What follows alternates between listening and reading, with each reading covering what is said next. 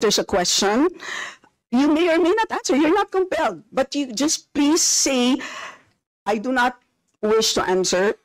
That's it. At least we know it's a direct response. And with that, we move to the next Madam Chair. person on the list. Madam Chair. Madam Chair. Hindi na po tayo matatapos. Yan ang sinabi ko sa iyo kanina. Ayaw mo maniwala sa akin eh. Aabot talaga tayo ng bukas dito. Diba? Madam Chair. Is this an inquiry regarding What he said.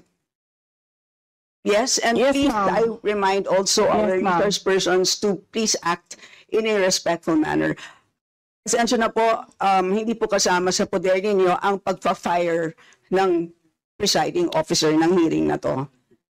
So yes, you need to So speak if po. you allow members of the House of Representatives lines like what you just said, like pusit,